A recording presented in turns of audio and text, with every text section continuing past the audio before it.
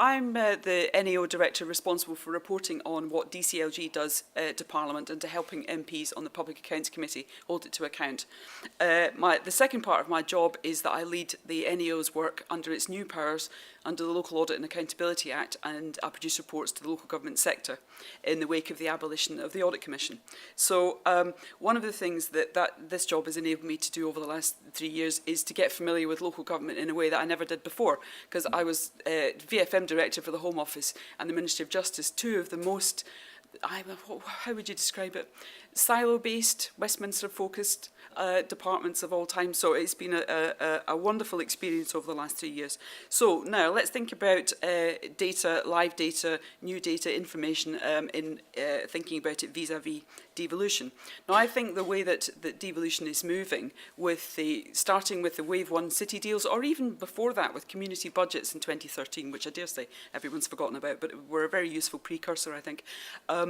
Moving to Wave 1 city deals, Wave 2 city deals, Devo deals, what we're seeing is gradually, and in a halting kind of way maybe, but the movement of powers, freedoms and flexibilities from Westminster to local areas at a regional footprint, so that that footprint is big enough to be able to answer the question of why our cities appear to be underperforming internationally, as Katrina very rightly pointed out.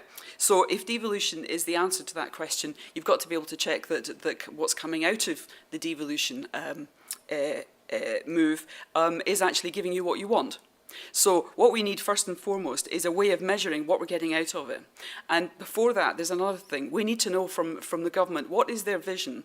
If devolution is the answer, if elected mayors are the answer, and combined authorities are the answer, what's the vision for 2020?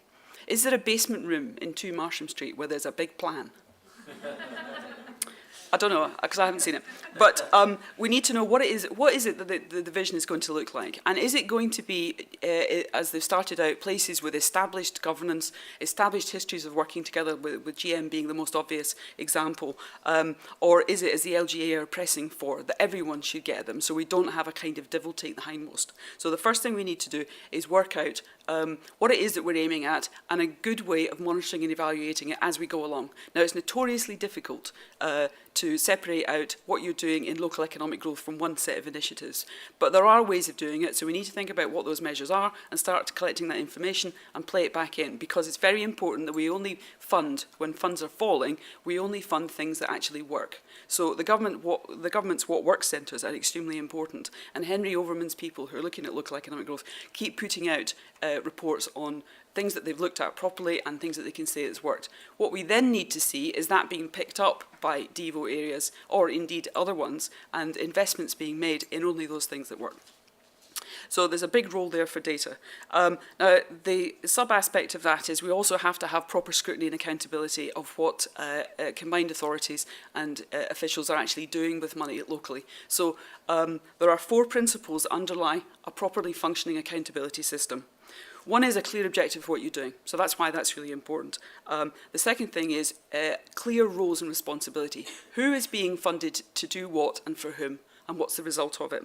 And you need a forum for accountability, and you need a shared language, so that if we're talking about job creation in Greater Manchester coming out of the Devo arrangements, we're measuring the same things as they are in, say, in the Liverpool City region, or indeed in Greater London, if you think about it, which has had devolution for longer than anybody else.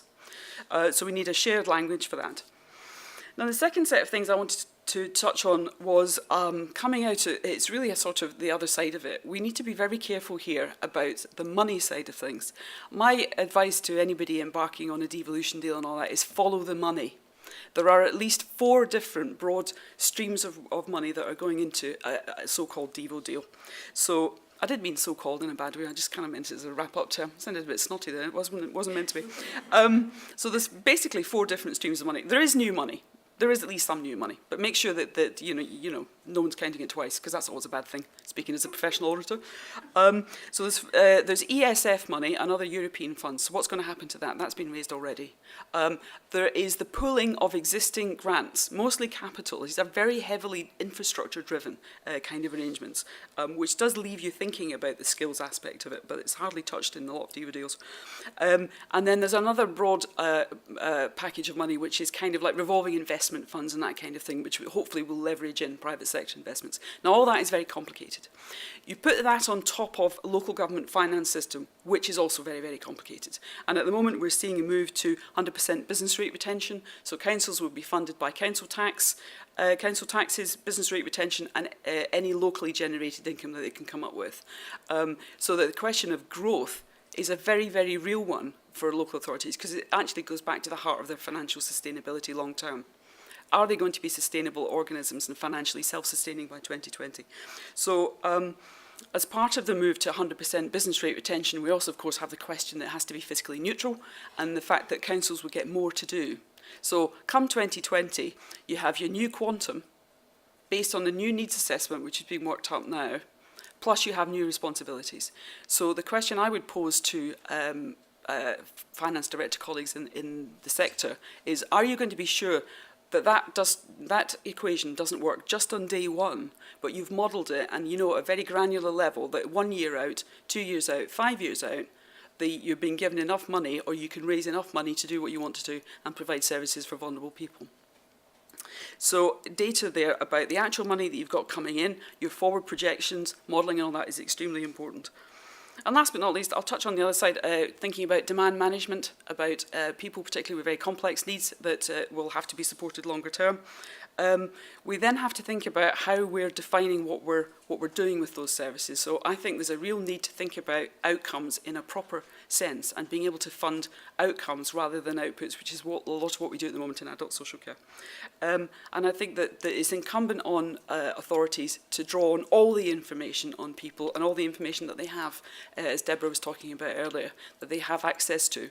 We did a piece of work last year on local welfare provision and what happened consequent to it being removed as a separate grant and being rolled into RSG. And one of the interesting things was there were quite a few authorities that we visited that saw people coming forward for kind of emergency aid, local welfare provision type stuff, as a single incident.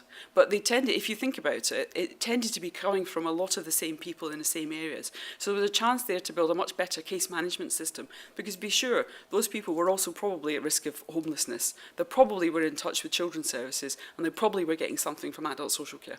So we have to pull that information to be able to not only work towards those people being much more independent longer term, because let's face it, resources are still shrinking towards 2020.